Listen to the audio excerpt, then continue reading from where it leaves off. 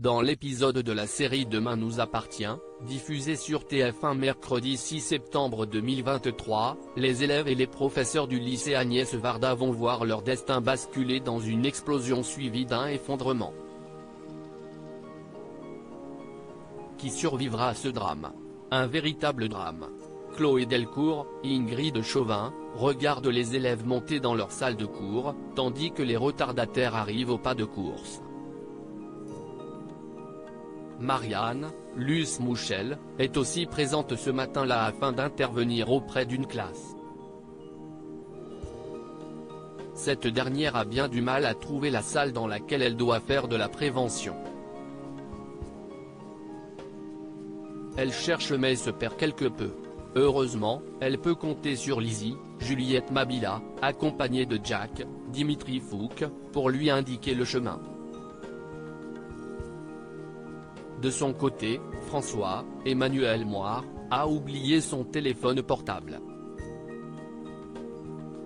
Mais sa dulcinée, Charlie, Clémence Lassala, lui a ramené avant que ses cours ne commencent. Le professeur est heureux de voir sa compagne. Le duo partage un moment plein de tendresse quand une explosion retentit. Depuis la cour d'école, Chloé Delcourt, qui venait de fermer les portes de l'établissement, assiste aux premières loges à la déflagration.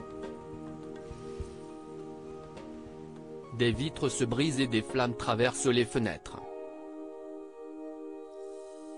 Rapidement, une aile de la bâtisse s'effondre sous le coup de l'explosion. Alors qu'Adam, Alain Lebar, n'était pas encore monté dans sa classe et n'écope que de blessures superficielles, Chloé Delcourt lui demande de prévenir les secours.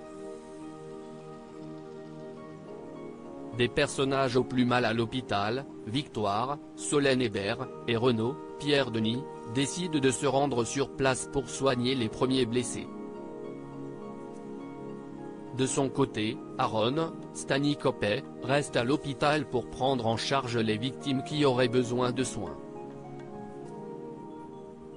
En attendant que les secours viennent les chercher, Lizzie et Jack sont plus que jamais soudés. Les frères et sœurs apportent leur aide à Corentin, Elias Goldberg, l'un de leurs camarades tandis qu'ils cherchent désespérément Marianne.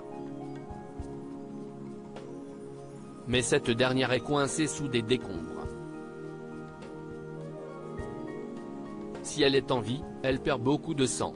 Lizzie garde son calme et lui fait un garrot en suivant ses instructions.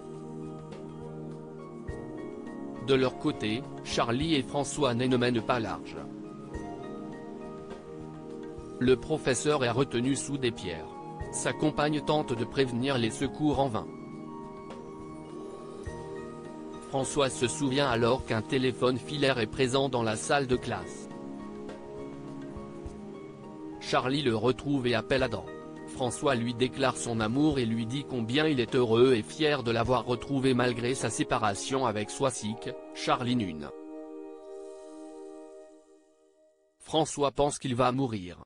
Un nouvel effondrement se produit, Charlie s'allonge sur François pour le protéger.